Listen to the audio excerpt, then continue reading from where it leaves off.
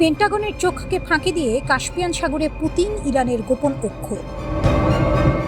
বিশ্ব রাজনীতির দাবার বোর্ডে এক নজিরবিহীন স্ট্র্যাটেজিক মাস্টার স্ট্রোক দিল ইরান ও রাশিয়া। ডোনাল্ড ট্রাম্প প্রশাসন যখন তেহরানের ওপর সামরিক চাপ ও অর্থনৈতিক অবরোধের জাল শক্ত করছিল, ঠিক তখনই ওয়াশিংটনকে সবচেয়ে বড় সারপ্রাইজ দিল ভ্লাদিমির পুতিনের ক্রেমলিন। পেন্টাগন যা কল্পনাও করতে পারেনি, কাস্পিয়ান সাগরের ওপর দিয়ে ঠিক সেটাই ঘটিয়ে চলেছে রাশিয়া ও ইরানের এই শক্তিশালী নতুন মিত্র জোট। এতদিন ধরে পশ্চিমারা ভেবেছিল মার্কিন হামলায় তেহরানের সামরিক ও ড্রোন অবকাঠামো অনেকটাই দুর্বল হয়ে পড়েছে। কিন্তু এনবিসি নিউজের সাম্প্রতিক বিস্ফোরক ফাঁস করা আন্তর্জাতিক গোপন নথিতে দেখা যাচ্ছে, কাস্পিয়ান সাগরের সুরক্ষিত জলসীমা ব্যবহার করে রাশিয়া এখন ইরানকে রকেট গতিতে ড্রোন উপাদান, রিমোট ব্যালিস্টিক মিসাইল যন্ত্রাংশ, উচ্চমাত্রার টিএনটি বিস্ফোরক এবং বিপুল পরিমাণ গোলাবারুদ পৌঁছে দিচ্ছে। ইতিহাসে প্রথমবারের মতো পাশরদান সম্পূর্ণ ঘুরে গেছে। একসময় যে ইরান ইউক্রেন যুদ্ধের জন্য মস্কোকে শাহিদ ড্রোন সরবরাহ করেছিল, আজ সেই রাশিয়াই কাস্পিয়ান সাগর দিয়ে 2 ডজনেরও বেশি কার্গো জাহাজে করে তেহরানের অস্ত্রাগার পুনর্গঠন ও শক্তিশালী করার জন্য সর্বাধুনিক প্রযুক্তি ও রসদ পাঠাচ্ছে। মার্কিন ও পশ্চিমা নৌবাহিনী বিশ্ব মহাসাগরের যে কোনো প্রান্তে হস্তক্ষেপ করতে পারলেও কাস্পিয়ান সাগরের বিশাল জলরাশিতে তাদের কোনো প্রবেশাধিকার নেই। এটি কেবল ইরান, রাশিয়া এবং পার্শ্ববর্তী 3টি দেশের এক্সক্লুসিভ ভূ-কৌশলগত জোন। জাহাজের অটোমেটিক ট্র্যাকিং সিস্টেম বা AIS বন্ধ রেখে মার্কিন উপগ্রহ ও পশ্চিমা গোয়েন্দাদের চোখকে সম্পূর্ণ অন্ধ করে কোটি কোটি ডলারের সামরিক চালান পৌঁছে যাচ্ছে ইরানের আমিরবাদ ও বান্দার আনজালি বন্দরে। তবে এই ড্রোন আর টিএনটি চালানের চেয়েও বড় ভূ রাজনৈতিক তোলপাড় সৃষ্টি করেছে ইরানের বুশেহর পারমাণবিক বিদ্যুৎ কেন্দ্র নিয়ে রাশিয়ার নতুন পদক্ষেপ।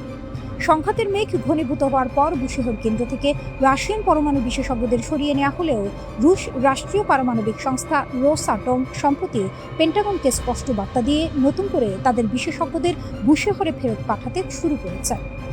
শুধু তাই নয়, ইরানের সাথে নতুন পারমাণবিক বিদ্যুৎ কেন্দ্র তৈরি এবং রেস্ট আস্তারা রেলওয়ে প্রজেক্টের মাধ্যমে আন্তর্জাতিক উত্তর দক্ষিণ পরিবহন করিডোর গড়ে তোলার মেগা চুক্তি চূড়ান্ত করছে তারা। একদিকে কাস্পিয়ান সাগর দিয়ে হু হু করে আসা রাশিয়ান সামরিক রসদ, যা দিয়ে ইরান তাদের প্রলয়নকারী ড্রোন ও ব্যালিস্টিক মিসাইল অস্ত্রাগারকে আগের চেয়েও 3 গুণ শক্তিতে পুনর্গঠিত করছে। অন্যদিকে রোসাটমের সরাসরি তত্ত্বাবধানে পারমাণবিক সক্ষমতার এই অভূতপূর্ব উন্মেষ দুই মিলে মার্কিন যুক্তরাষ্ট্রের ইন্দো প্যাসিফিক ও ইউরেশিয়া রণকৌশলকে পুরোপুরি বিপর্যস্ত করে দিয়েছে।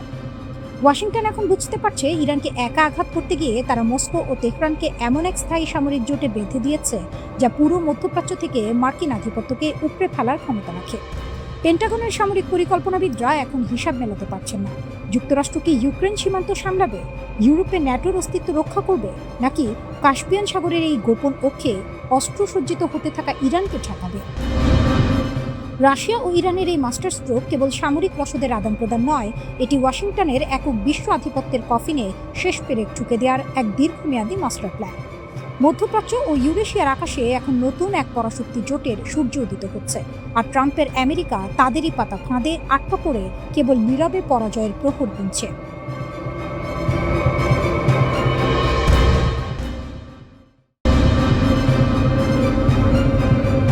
রিয়াদের এক বিলাসবহুল প্রাসাদের ভেতরে হঠাৎ বেজে উঠল জরুরি লাইনের ফোনটা। ওপাশ থেকে যে খবর এলো তাতে ঘুম উড়ে গেল পুরো রাজ পরিবারের। ইয়েমেনের মরুভূমি থেকে ছুটে আসা একটি ড্রোন কিংবা মিসাইল লক্ষ্যভেদ করেছে একেবারে নিখুঁতভাবে। এই এক আঘাতেই যেন প্রশ্ন উঠে গেল, সৌদি আরবের অজেয় প্রতিরক্ষা ব্যবস্থা কি তবে ফাঁপা বুদবুদ? মধ্যপ্রাচ্য নিয়ে যারা বিশ্লেষণ করেন তাদের কাছে একটা কথা বহুল প্রচলিত, এই অঞ্চল আসলে বিশ্ব রাজনীতির আয়না। এখানে একসঙ্গে দেখা যায় পরাশক্তিদের ছায়াযুদ্ধ, জ্বালানি তেলের রাজনীতি আর ধর্মীয় রাজনৈতিক প্রতিদ্বন্দ্বিতার সবচেয়ে জটিল রূপ। যিনি এই অঞ্চলের মারপ্যাচ বোঝেন তার কাছে গোটা দুনিয়ার কূটনীতি বোঝা জলবৎ তরলং হয়ে যায়। আর এই আয়নার কেন্দ্রেই বসে আছে সৌদি ইরান দ্বন্দ্ব। 1979 সালের ইরানি বিপ্লবের পর থেকেই তেহরানের রাজতন্ত্র বিরোধী অবস্থান সৌদি রাজ পরিবারের ঘুম কেড়ে নিয়েছে। এরপর থেকে দুই দেশ সরাসরি একে অপরের মুখোমুখি দাঁড়ায়নি ঠিকই, কিন্তু ইয়েমেন, সিরিয়া, লেবাননের মাটিতে চলেছে নিরন্তর এক নিঃশব্দ যুদ্ধ। সৌদির পেছনে যুক্তরাষ্ট্র, ইরানের পেছনে চীন, রাশিয়া। এই সমীকরণ গোটা লড়াইকে রূপ দিয়েছে বৈশ্বিক এক দাবার ছকে। কিছুদিন আগেই বিশ্ব দেখেছে ইরান যুক্তরাষ্ট্র সরাসরি সংঘাতে জড়িয়েছিল। সেই 5 মাসের উত্তেজনায় সৌদি আরব প্রকাশ্যেই দাঁড়িয়েছিল ওয়াশিংটনের পাশে। বদলে সৌদি ভূখণ্ডে থাকা মার্কিন ঘাঁটিগুলোতেই আঘাত হেনেছিল তেহরান। যুদ্ধবিরতি হয়েছে ঠিকই, কিন্তু ইরান থেমে থাকেনি। কারণ ইরানের কৌশল কখনোই এক রৈখিক নয়, তারা লড়াই চালিয়ে যায় প্রক্সির মাধ্যমে, আর সেই প্রক্সির নাম হুথি। এখন প্রশ্ন হলো, কেন হুথি? কারণ ইয়েমেনের এই সশস্ত্র গোষ্ঠী ইরানের জন্য এমন একটি হাতিয়ার যা ব্যবহার করে তেহরান নিজের হাত রক্তে না রাঙিয়েও সৌদি আরবকে প্রতিনিয়ত খোঁচা দিয়ে যেতে পারে।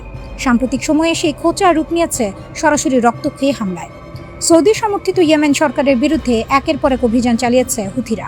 এক হামলাতেই প্রাণ গেছে প্রায় ৩০ জন সেনার, আহত হয়েছে অর্ধ শতাধিক। আরেকটি অভিযানে অন্তত ১১ জনের মৃত্যু, ৩২ জন আহত, যাদের বেশিরভাগই সামরিক বাহিনীর সদস্য। শুধু জনবল নয়, হুথিদের নিশানায় ছিল সৌদি জোটের সমাবেশ কেন্দ্র, গোলাবারুদের গুদাম, এমনকি অভিযান পরিচালনার কক্ষ। ইরানের নিজস্ব সংবাদ মাধ্যম মেহের নিউজ এজেন্সি পর্যন্ত এই সাফল্যের খবর প্রকাশ করেছে গর্বের সঙ্গে। বিশ্লেষকদের চোখে এই পুরো ছক একেবারে স্পষ্ট। ইরান জানে সরাসরি যুদ্ধে জড়ালে যুক্তরাষ্ট্রের পূর্ণ শক্তি নেমে আসবে তাদের উপর, তাই সরাসরি সংঘাতের বদলে তারা বেছে নিয়েছে চাপের রাজনীতি।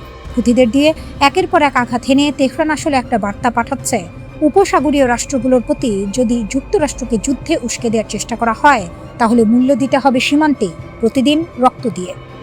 এ যেন দাবা খেলার সেই কৌশল, যেখানে রাজাকে আঘাত না করে আগে ভেঙে ফেলা হয় প্রতিপক্ষের ঘুঁটিগুলো। সৌদি আরব একদিকে ওয়াশিংটনের ছাতার নিচে নিরাপদ থাকার চেষ্টা করছে, অন্যদিকে নিজের সীমান্তেই প্রতিনিয়ত রক্তাক্ত হচ্ছে। এই দ্বিমুখী চাপ রিয়াদের নীতি নির্ধারকদের জন্য এক কঠিন পরীক্ষা তৈরি করেছে। তাহলে কি সৌদি আরবকে শায়েস্তা করার এই কৌশলই ইরানের নতুন অস্ত্র? ইতিহাস বলছে তেহরান কখনো তাড়াহুড়ো করে না, তারা অপেক্ষা করে, চাপ বাড়ায়, আর প্রক্সির আড়ালে নিজের আসল খেলাটা চালিয়ে যায়।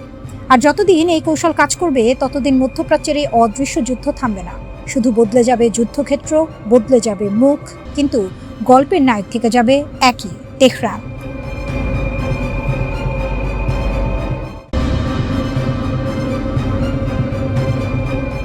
রাত গভীর, মরুভূমির বুকে একটা মোবাইল লঞ্চার নিঃশব্দে দাঁড়িয়ে। ক্যামেরা জুম করলে দেখা যায় দুটো আলাদা প্রজন্মের প্রযুক্তি এক শরীরে জোড়া লাগানো। এই একটি ছবি যেন পশ্চিমা বিশ্লেষকদের ঘুম কেড়ে নিয়েছে। কারণ যুদ্ধবিরতি ঘোষণার পরেও ইরান থেমে নেই, বরং নিঃশব্দে নিজের অস্ত্রাগারকে নতুন করে সাজাচ্ছে সে। কয়েকদিন আগে প্রকাশিত কিছু উৎক্ষেপণ ছবি নিয়ে এখন তোলপাড় চলছে প্রতিরক্ষা বিশ্লেষকদের মহলে। সামনে আসা তথ্য বলছে, হজ কাসেম নামের মিসাইলের বুস্টারের সঙ্গে জোড়া লাগানো হয়েছে খাইবার শেকার নামের আরেকটি মিসাইলের ওয়ারহেড। দুটো একেবারে আলাদা প্রকল্পের প্রযুক্তি, একেবারে আলাদা বাহিনীর হাতে তৈরি, আজ হঠাৎ এক ফ্রেমে। হজ কাসেম চলে কঠিন জ্বালানিতে, রাস্তায় চলাচল করা লঞ্চার থেকে ছোড়া যায়, পাল্লা প্রায় ১৪০০ কিলোমিটার, বহন করতে পারে ৫০০ কেজির কাছাকাছি ওয়ারহেড। এই মিসাইল বানানো হচ্ছে ইরানের প্রতিরক্ষা মন্ত্রণালয়ের অধীনে ফাতা 110 পরিবারের উত্তরসূরি হিসেবে। আর খাইবার শেকান, এটা এসেছে সম্পূর্ণ ভিন্ন রাস্তা ধরে, তৈরি হয়েছে ইরানের বিপ্লবী গার্ড বাহিনীর মহাকাশ শাখায়। পাল্লা প্রায় ১৪৫০ কিলোমিটার, ওয়ারহেড প্রায় একই ওজনের। সমস্যা হলো, এই দুই মিসাইলের বুস্টারের ব্যাস আলাদা, প্রায় ১২ সেন্টিমিটারের ফারাক। মানে শুধু জোড়া লাগালেই চলবে না, পুরো কাঠামো নতুন করে বানাতে হবে। উড্ডয়নের সময় ভারসাম্য আর মহাকর্ষ কেন্দ্র নতুন করে হিসাব করতে হবে, বায়ুগতিবিদ্যা নতুন করে যাচাই করতে হবে। এটি কোনো শখের কাজ নয়, এর পেছনে লাগে পুরো দস্তুর প্রকৌশল দল, পরীক্ষামূলক উৎক্ষেপণ, বছরের পর বছর গবেষণা। আরও একটি ছবি সামনে এসেছে, একই হজ কাসেম বুস্টারের সঙ্গে জোড়া লাগানো ফাতা 1 নামের এক ম্যানুভারিং ওয়ারহেড, যেটা লক্ষ্যের দিকে যাওয়ার শেষ মুহূর্তে নিজের গতিপথ পাল্টাতে পারে। এমন ওয়ারহেড ঠেকানো সাধারণ প্রতিরক্ষা ব্যবস্থার জন্য অনেক কঠিন। আর এই খবরটাই পশ্চিমা দাবির মুখে বড় প্রশ্ন তুলে দিয়েছে। মাসের পর মাস ধরে বলা হচ্ছিল ইরানের মিসাইল কারখানা নাকি ভেঙে পড়েছে, নতুন কিছু বানানোর সামর্থ্য নাকি অবশিষ্ট নেই। অথচ মাঠের বাস্তবতা বলছে ভিন্ন কথা, নতুন সংমিশ্রণ, নতুন নকশা, নতুন সক্ষমতা। এখন আসি আরেকটা নাম নিয়ে, যেটা এই মুহূর্তে ইউরোপের ঘুম কেড়ে নিচ্ছে, কাদার। ইরানের দীর্ঘতম পাল্লার মিসাইলগুলোর একটি শাহাব 3 পরিবার থেকে আসা এই মিসাইলের পাল্লা প্রায় ২০০০ কিলোমিটার। এটি ইতিমধ্যে বাস্তব যুদ্ধে ব্যবহৃত হয়েছে, প্রতিশোধমূলক হামলায় এর ব্যবহার দেখা গেছে। কাদারের দৈর্ঘ্য প্রায় ১৬.৫ মিটার, গতি নাকি পৌঁছাতে পারে ম্যাক ৯-এর কাছাকাছি, উৎক্ষেপণ ওজন প্রায় ১৭,৫০০ কেজি, বহন করতে পারে প্রায় ৭৫০ কেজির ওয়ারহেড। এই একটি মাত্র মিসাইলই এখন থার্ড আর ইসরায়েলের অ্যারো প্রতিরক্ষা ব্যবস্থার জন্য মাথা ব্যথার কারণ হয়ে দাঁড়িয়েছে। আর এখানে ইউরোপের জন্য সতর্কবার্তা। বিশ্লেষকদের হিসাব বলছে, কাদার, খোরামশার আর সেজিলার মতো মিসাইলগুলোর নাগালের মধ্যে পড়তে পারে রোমানিয়া, বুলগেরিয়া, গ্রিস, সাইপ্রাস আর ইউক্রেনের একটি বড় অংশ। এমাদ আর খাইবার শেকানের মতো মিসাইল পৌঁছাতে পারে কিয়েভ কিংবা বুখারেস্ট পর্যন্ত। এই তালিকায় সবচেয়ে বেশি আলোচনায় খোরামশার। তরল জ্বালানির এই মাঝারি পাল্লার মিসাইল প্রায় ১৫০০ কেজি পর্যন্ত ওয়ারহেড বহন করতে পারে, পাল্লা প্রায় ২০০০ কিলোমিটার, আর এটাও রাস্তায় চলাচলকারী লঞ্চার থেকে ছোড়া সম্ভব।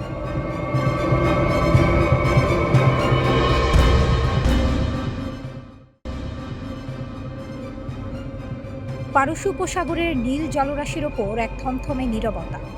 বুশেহর পারমাণবিক বিদ্যুৎ কেন্দ্রের রানওয়েতে নীরবে এসে নামল একটি বিশেষ সামরিক বিমান। ককপিটের লাল আলোয় ফুটে উঠল মস্কো থেকে আসা রাশিয়ার প্রথম সারির পারমাণবিক বিজ্ঞানীদের মুখ।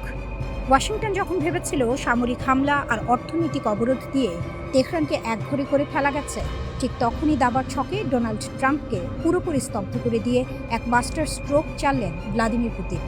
পারস্যের বুকে রাশিয়ার এই পুনঃপ্রবেশ কেবল কিছু প্রকৌশলীর আগমন নয়, হোয়াইট হাউসের একক আধিপত্যের মুখে এক বিরাট চপেটাঘাত।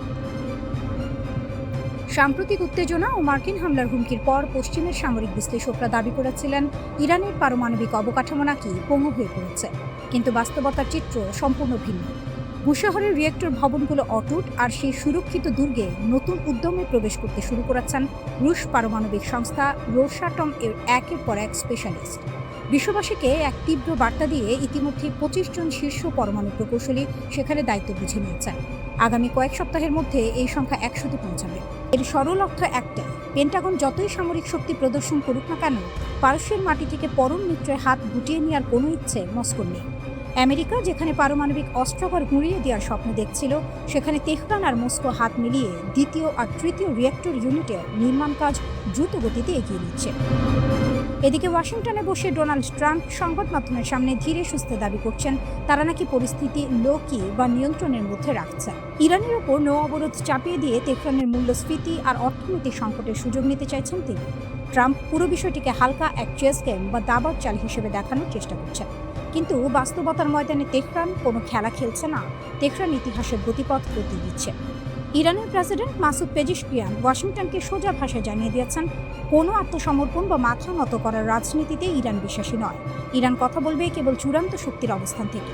একক জাতীয় ঐক্য, অদম্য সাহস আর সুদৃঢ় আত্মরক্ষার ভিত্তি নিয়ে দাঁড়িয়ে তেহরান এখন পুরো বিশ্বকে বাধ্য করছে তাদেরকে এই সংঘাতের প্রকৃত বিজয়ী হিসেবে মেনে নিতে।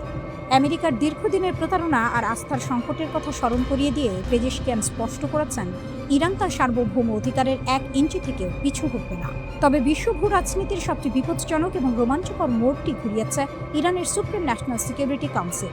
বিশ্ব অর্থনীতির মূল traffic light strait of Hormuz বা হরমুজ প্রণালীকে সম্পূর্ণ নিজেদের নিয়ন্ত্রণে নিয়ে তারা ওয়াশিংটনের সামনে যে শর্তাবলী ছুড়ে দিয়েছে, তাতে পেন্টাগনের চোখ কপালে ওঠার উপক্রম। তেহরানের বার্তা একদম পরিষ্কার, যদি হরমুজ প্রণালী দিয়ে বিশ্ব অর্থনীতির জ্বালানি প্রবাহ আবার সচল দেখতে চাও, তবে ওয়াশিংটনকেও আগে নিজেদের উদ্ধত আর আক্রমণাত্মক আচরণ সূচাতে হবে। শুধু তাই নয়, লেবানন, ফিলিস্তিন, ইয়েমেন আর ইরাকে ইরানের প্রতিরোধকামী মিত্রদের ওপর সব ধরনের হামলা চিরতরে বন্ধ করতে হবে। মধ্যপ্রাচ্যের বুক থেকে আমেরিকার সমস্ত নৌ অবরোধ আর সামরিক উপস্থিতি গুটিয়ে নিতে হবে। দুটো চাপিয়ে দেওয়া সংঘাতের খেসারত হিসেবে ইরানের সমস্ত আর্থিক ক্ষতিপূরণ মেটাতে হবে, সমস্ত মার্কিন নিষেধাজ্ঞা তুলে নিতে হবে এবং বিদেশে আটকে রাখা তেহরানের সমস্ত সম্পত্তি কোনো শর্ত ছাড়াই ফেরত দিতে হবে।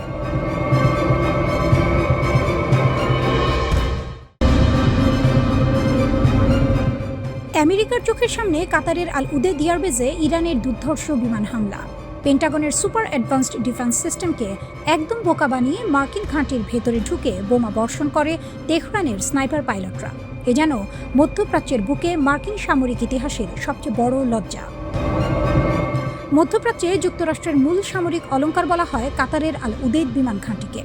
শত শত কোটি ডলারের early warning radar, Patriot missile defence আর সর্বাধুনিক এয়ার সার্ভেইলেন্স ব্যবস্থা দিয়ে ঘেরা এই ঘাঁটি নাকি পৃথিবীর অন্যতম সুরক্ষিত স্থান। কিন্তু ইরানের বীর বিমান সেনারা প্রমাণ করে দিয়েছে, আমেরিকান প্রযুক্তির এই পাহাড় আসলে তাসের ঘরের মতো ভঙ্গুর। কিভাবে সিরাত শহরের শহীদ দোরান এয়ারবেস থেকে উড়ে গিয়ে রাডারের চোখ এড়িয়ে কাতারে তাণ্ডব চালিয়ে এলো তেহরান? চলুন পারস্য উপসাগরের আকাশে লেখা এই মহাকাব্যিক অভিযানের নেপথ্যে কাহিনী উন্মোচন করা যাক। Phantom of the Persian Gulf, radar ফাঁকি দিয়ে নিখুঁত প্রবেশ। ইরানি এয়ারফোর্সের রণকৌশলবিদরা খুব ভালো করেই জানতেন যুক্তরাষ্ট্রের স্যাটেলাইট ও রাডার নেটওয়ার্কের চোখ এড়ানো স্বাভাবিক উপায়ে অসম্ভব, তাই তারা বেছে নেন এক দুঃসাহসিক ও প্রথা ভাঙা পথ। অতি নিম্ন উচ্চতায় উড্ডয়ন। সিরাজের শহীদ দোরান ঘাঁটি থেকে টেক অফ করে ইরানের দুটি সুখোই সু-24 যুদ্ধ বিমান সমুদ্র ও ভূখণ্ডের একদম কোল ঘেঁষে উড্ডয়ন করে তারা মার্কিন এয়ার ডিফেন্সের স্যাটেলাইট ও রাডার সিগন্যালকে সম্পূর্ণ বিভ্রান্ত করে দেয়। জটিল রুট অপারেশন। রুট সিলেক্ট করা হয়েছিল এমন এক জটিল চ্যানেল দিয়ে যেখানে মার্কিন নজরদারি ব্যবস্থার ব্লাইন্ড স্পটগুলো আগে থেকেই বিশ্লেষণ করে রাখা ছিল। আল উদেদ ঘাঁটির আমেরিকান রেডার। যখন কিছু বুঝে ওঠার সুযোগ পেল ততক্ষণে ইরানি সুখোই Su-24 মার্কিন কমান্ড সেন্টার ও গুরুত্বপূর্ণ সামরিক অবকাঠামো ঠিক মাথার উপর অবস্থান করছে। ব্রিগেডিয়ার জেনারেল মাজিদ কাজেমি, ইরানের জাতীয় বীরের অমর আত্মত্যাগ, এই ঐতিহাসিক ও দুঃসাহসিক মিশনের নেপথ্যে মূল রূপকার ও পাইলটদের একজন ছিলেন ব্রিগেডিয়ার জেনারেল মাজিদ কাজেমি। আল উদেদ ঘাঁটির নির্ধারিত লক্ষ্যবস্তুতে নিখুঁত বোমা হামলা চালিয়ে শত্রুপক্ষের অবকাঠামো ধূলিসাৎ করার পর ফেরার পথে ঘটে সেই নাটকীয় ও ঐতিহাসিক মুহূর্ত। পারস্য উপসাগরের ওপর দিয়ে স্বদেশে আকাশে ফেরার পথে শত্রুপক্ষের একাধিক ক্ষেপণাস্ত্র ধেয়ে আসে আঘাতপ্রাপ্ত সুখোই বিমান দুটির দিকে। মাতৃভূমির সুরক্ষায় ককপিটেই প্রাণ উৎসর্গ করেন ব্রিগেডিয়ার জেনারেল কাজেমি। দীর্ঘ সময় নিখোঁজ থাকার পর সাম্প্রতিক ফরেন্সিক ও ডিএনএ পরীক্ষার মাধ্যমে তেহরান তাদের এই জাতীয় বীরের শাহাদাতের বিষয়টি নিশ্চিত করেছে।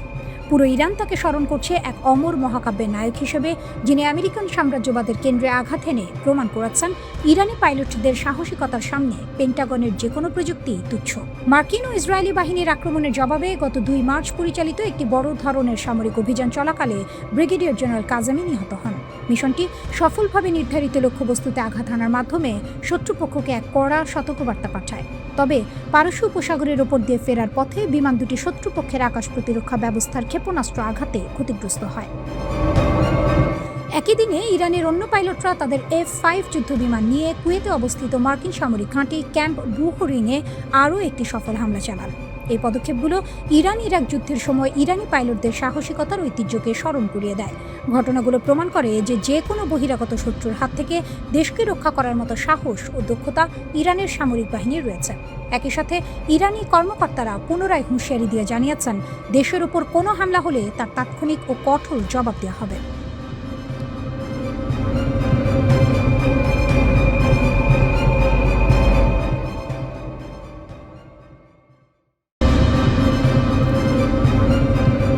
কোনো দেশের সেনাপ্রধান কিংবা প্রেসিডেন্টকে হত্যা করে কি সেই দেশের সার্বভৌমত্ব ধুলোয় মিশিয়ে দেওয়া সম্ভব? আমেরিকা আর ইসরায়েল ভেবেছিল জবাবটা হয়তো হ্যাঁ, কিন্তু পেন্টাগনের রণকৌশলকে বুড়ো আঙুল দেখিয়ে সাবেক সোভিয়েত ইউনিয়নের এক অতি গোপন সামরিক নকশাকে হাতিয়ার করেছে ইরান।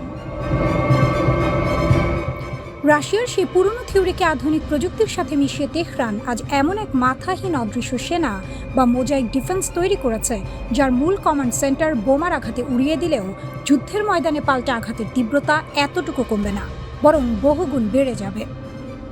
পেন্টাগন ইরানকে ছোঁয়া তো দূরের কথা, পূর্ণাঙ্গ যুদ্ধের নাম শুনলেই পিছু হচ্ছে। তার নেপথ্যে লুকিয়ে থাকা এই মাস্টার প্ল্যানের ভেতরে কি আছে? 2003 সালের ইরাক যুদ্ধ তেহরানের জন্য সবচেয়ে বড় শিক্ষা। দেয়ালে বাঁধানো একটি মোজাইক নকশার কথা ভাবুন। এর একটি টাইলস ভেঙে গুঁড়িয়ে গেলেও যেমন মূল ছবিটার অস্তিত্ব নষ্ট হয় না, ইরানের সেনা কাঠামো ঠিক একইভাবে গড়ে তোলা। কিন্তু কেন এমন জটিল নকশা তৈরি করতে বাধ্য হলো তেহরান?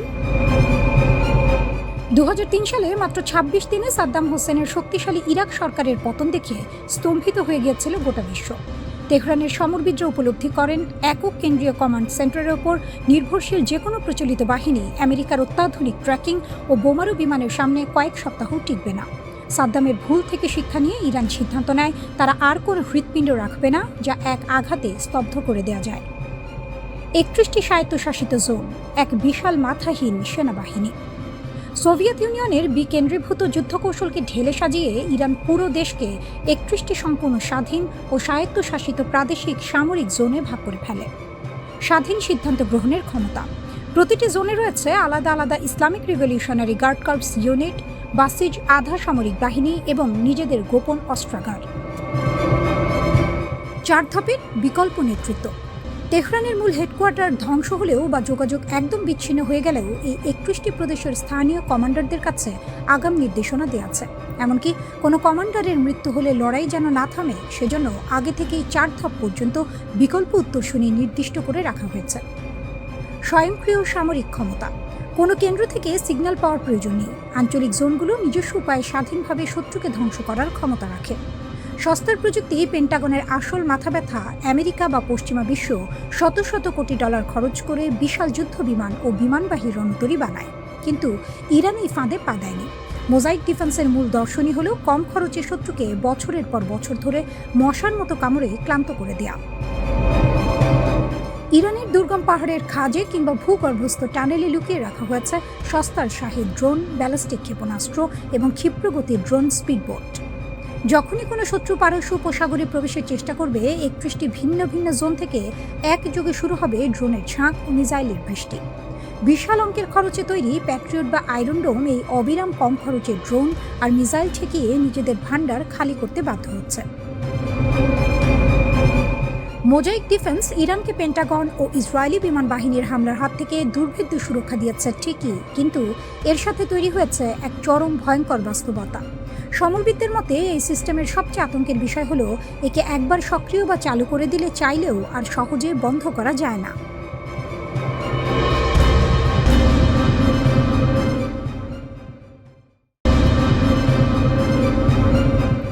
গভীর রাত, পারস্য উপসাগরের ওপর কুয়াশার চাদর। ঠিক তখনই রাডারের পর্দায় ভেসে উঠল একের পর এক ক্লিপ। এগুলো কোনো মার্কিন স্টেলথ ফাইটার নয় কিংবা ইসরায়েলি বম্বারও নয়। এগুলো বেইজিং থেকে উড়ে আসা বিশাল আকারের সামরিক কার্গো বিমান, যা নীরবে নেমে আসছে তেহরানের রানওয়েতে। পশ্চিমা বিশ্ব ভেবেছিল 6 মাসের টানা বোমা বর্ষণে ইরানকে বোধহয় নিঃশেষ করে দেয়া গেছে।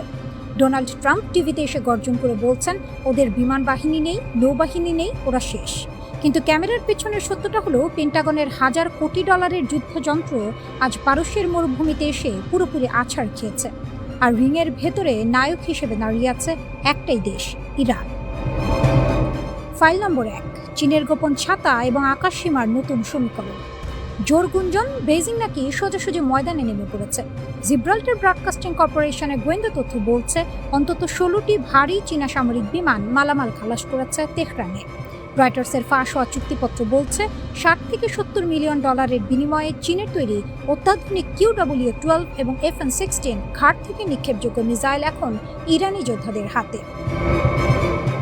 আমেরিকান ও ইসরায়েলি বিমান হামলায় যেসব দূরপাল্লার ডিফেন্স সিস্টেম ক্ষতিগ্রস্ত হয়েছিল, চীনের এই ম্যানপ্যাডস প্রযুক্তির মাধ্যমে সেগুলোকে এক নিমিষে নতুন জীবন দিয়েছে তেহরান। এখন মার্কিন পাইলটরা নিচু দিয়ে উঠতে গেলেই প্রতিটি পাহাড়ের খাঁজ থেকে চেপে বসছে চীনা প্রযুক্তির নিখুঁত মৃত্যু ফাঁদ। ফাইল নম্বর 2, পেন্টাগনের খালি ডেপো এবং হরমুজের ফাঁদ। যুদ্ধের বয়স 6 মাস, আমেরিকা কতটুকু জিতেছে? নিউ ইয়র্ক টাইমসের এক কড়া বিশ্লেষণে থরে থরে সাজানো আছে পেন্টাগনের করুণ বাস্তবতা। অস্ত্রাগারের শূন্যতা। দিনের পর দিন মিসাইল চালাতে গিয়ে আমেরিকার নিজস্ব প্যাট্রিয়ট মিসাইল ইন্টারসেপ্টরের স্টক তলানিতে ঠেকেছে। অবস্থার দৃষ্টি মনে হচ্ছে ইরানকে মারতে গিয়ে মার্কিন সেনাদল নিজেরাই খালি হাতে দাঁড়িয়ে আছে। হরমুজের পূর্ণ নিয়ন্ত্রণ। মার্কিন যুদ্ধজাহাজগুলো টহল দিচ্ছে ঠিকই, কিন্তু সমুদ্রের আসল চাবি ইরানের পকেটে। ওমানের সঙ্গে টেবিলে বসে ইরান স্পষ্ট জানিয়ে দিয়েছে হরমুজ প্রণালীর উত্তরের রুটে একক রাজত্ব থাকবে তেহরানের। আর যে কোনো জাহাজ গেলে গুনতে হবে আবশ্যিক ট্যাক্স। বিশ্বের তেলের ধমনী এখন খাঁটি পার্সিয়ান কবজায়। ফাইল নম্বর 3, ওয়াশিংটনের বিশ্বাসযোগ্যতার মৃত্যু।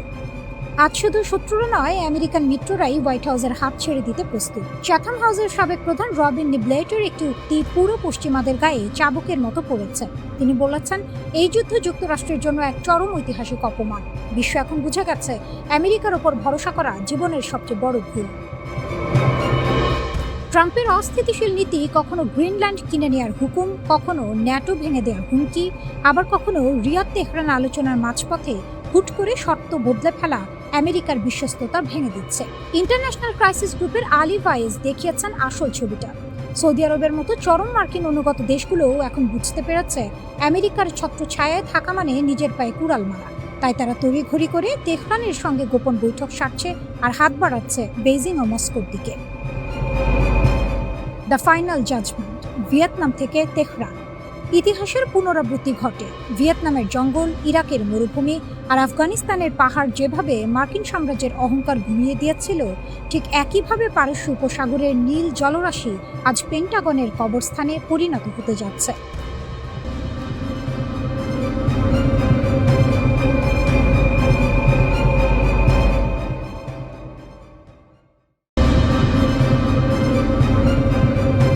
আমেরিকার সবচেয়ে গুরুত্বপূর্ণ আকাশ প্রতিরক্ষা অস্ত্র প্যাট্রিয়ট ও থার্ড ক্ষেপণাস্ত্র ভান্ডার দ্রুত ফুরিয়ে যাচ্ছে।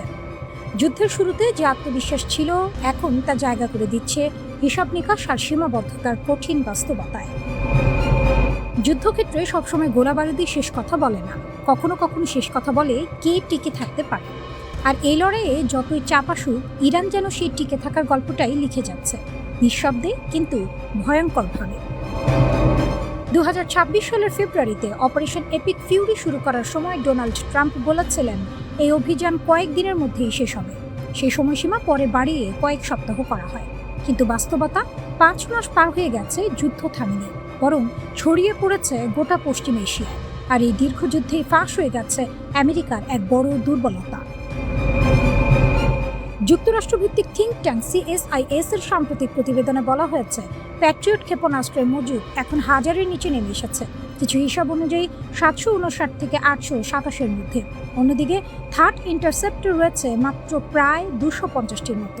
অর্থাৎ যুদ্ধের শুরু থেকে প্রায় 65% প্যাট্রিয়ট ক্ষেপণাস্ত্র ইতোমধ্যে ব্যবহৃত বা হারিয়ে গেছে। প্যাট্রিয়ট ও থার্ডই ছিল যুক্তরাষ্ট্র, ইসরায়েল এবং তাদের মিত্রদের প্রধান ঢাল, যা ইরানের ব্যালিস্টিক মিসাইলের ড্রোন হামলা ঠেকাতে ব্যবহৃত হয়েছে। এমনকি এখন এমন পরিস্থিতিও তৈরি হচ্ছে যেখানে যুক্তরাষ্ট্রের কমান্ডাররা কিছু ক্ষেপণাস্ত্র ইচ্ছা করেই ভূপাতিত করছেন না, যদি তা জনবসতিহীন এলাকায় গিয়ে পড়ে। কারণ প্রতিটি ইন্টারসেপ্টর এখন অমূল্য।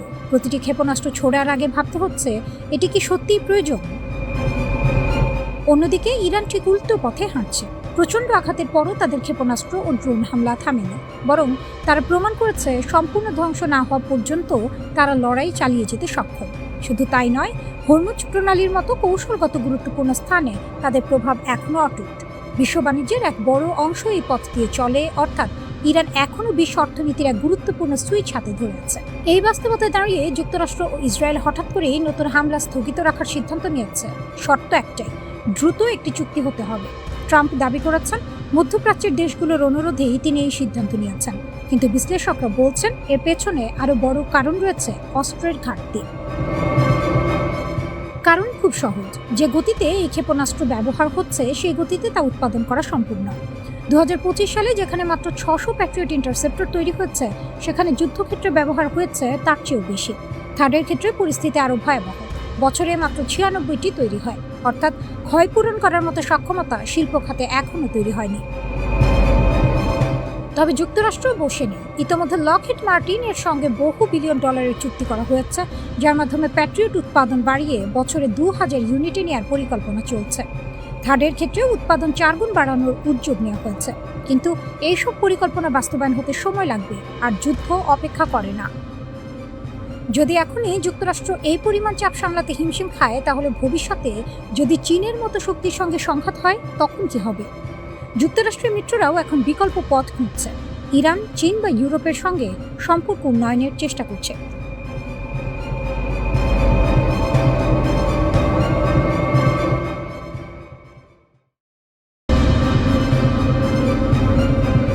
চীন কি গোপনে ইরানকে আবারও শক্তিশালী করে তুলছে? এই প্রশ্নই এখন আন্তর্জাতিক অঙ্গনে সবচেয়ে বড় আলোচনার বিষয়। জিব্রাল্টার ব্রডকাস্টিং কর্পোরেশনের এক প্রতিবেদনে দাবি করা হয়েছে অন্তত 16টি চীনা সামরিক কার্গো বিমান ইরানে অবতরণ করেছে।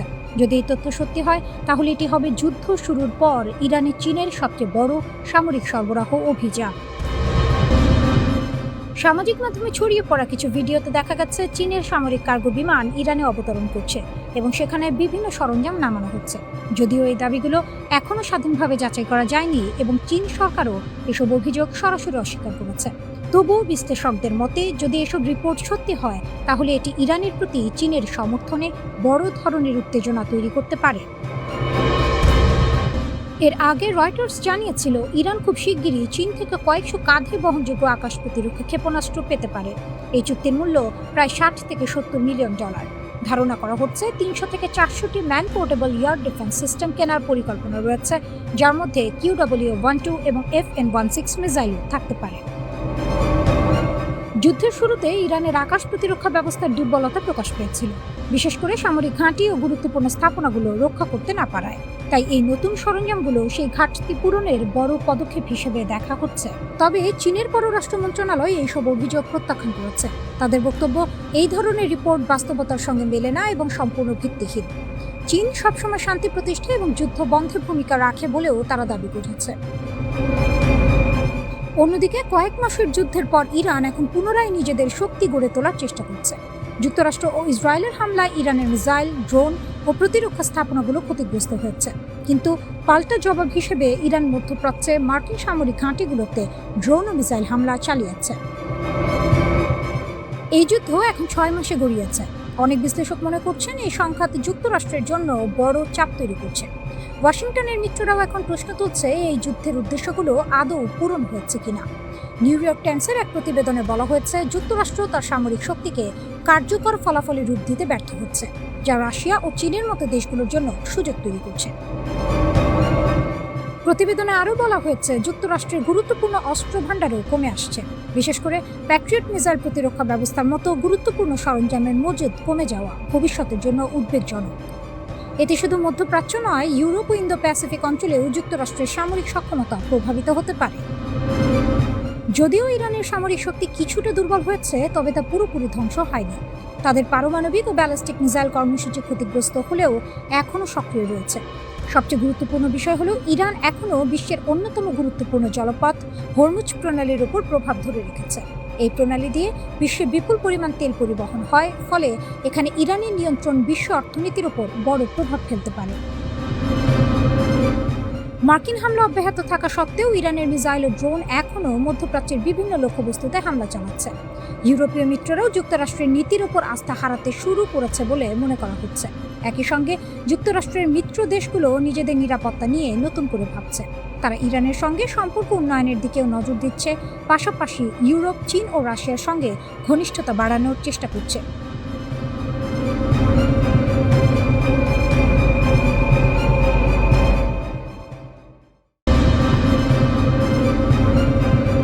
পেন্টাগনের মাল্টি-বিলিয়ন ডলারের স্যাটেলাইট আর সর্বাধুনিক 5th জেনারেশন ফাইটার জেটের রাডার স্ক্রিনে হঠাৎ একটি লাল বিন্দু ভেসে উঠল, তারপরে অদৃশ্য হয়ে গেল। ইউএস সেন্টকমের হাইটেক কন্ট্রোল রুমে শুরু হলো সাইরেনের গর্জন। কয়েক সেকেন্ডের ব্যবধানেই পেন্টাগনের তৈরি একটি অপরাজেয় ইলেকট্রনিক ওয়ারফেয়ারের মজবুত দেয়াল তাসের ঘরের মতো ভেঙে পড়ল। মধ্যপ্রাচ্যের আকাশে বছরের পর বছর ধরে আমেরিকা যে জ্যামিং প্রযুক্তির একচ্ছত্র আধিপত্য উপভোগ করছিল, এক ঝটকায় তা মুছে দিয়ে দাবার ছক উল্টে দিয়েছে তেহরান। পশ্চিমা গোয়েন্দা ও সামরিক পরিকল্পনাকারীরা ভেবেছিলেন তাদের সস্তা জ্যামিং প্রযুক্তি আর ভুয়ো জিপিএস সংকেত দিয়েই মধ্যপ্রাচ্যের আকাশে ড্রোনগুলোকে পঙ্গু করে দেওয়া যাবে। কিন্তু পারস্য উপসাগরের আকাশে এখন দেখা যাচ্ছে এক অলৌকিক ও বিভীষিকাময় দৃশ্য।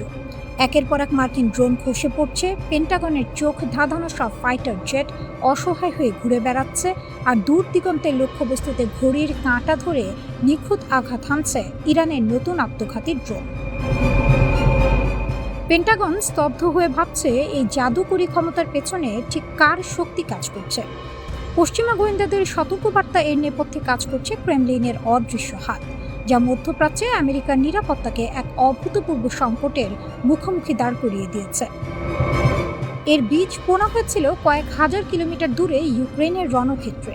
2022 সালে ইরান থেকে মস্কোর হাতে পৌঁছায় শাহেদ 136 ড্রোন, যা রুশ বাহিনীতে নতুন পরিচিতি পায় গেরান 2 নামে। ইউক্রেন যুদ্ধের তীব্র অগ্নিকুণ্ডে হাজারো পরীক্ষার মধ্য দিয়ে এই প্রযুক্তিকে প্রতিনিয়ত শান দিয়েছে রাশিয়া। আর এখন সেই যুদ্ধলব্ধ অভিজ্ঞতা এবং রাশিয়ার অতি গোপন কমেটা এম অ্যান্টি জ্যামিং নেভিগেশন প্রযুক্তি সরাসরি ফেরত পৌঁছে যাচ্ছে তেহরানের হাতে। এটি কোনো সাধারণ সার্কিট নয়, এটি এক বিশেষ সিআরপিএ প্রযুক্তি, যা সাধারণ জিপিএস ব্লকিং বা ভুয়ো সংকেত পাঠানোর সমস্ত পশ্চিমা সামরিক চক্রান্তকে এক নিমিষে নিস্তেজ করে দেয়। মার্কিন ও জোট বাহিনী এতদিন ড্রোন ধ্বংস করতে যেসব কোটি কোটি ডলারের সস্তা জ্যামিং পদ্ধতির উপর নির্ভর করত, ইরানের এই নতুন প্রযুক্তির সামনে তা এখন নিছক খেলনায় পরিণত হয়েছে। এই গোপন ও স্পর্শকাতর প্রযুক্তি হস্তান্তরের সুনির্দিষ্ট প্রমাণ মেলে 2026 সালের 2 মার্চ। সাইপ্রাসের সুরক্ষিত ব্রিটিশ ঘাঁটিতে হঠাৎ আকস্মিক ও নিখুঁত হামলা চালায় একটি ড্রোন।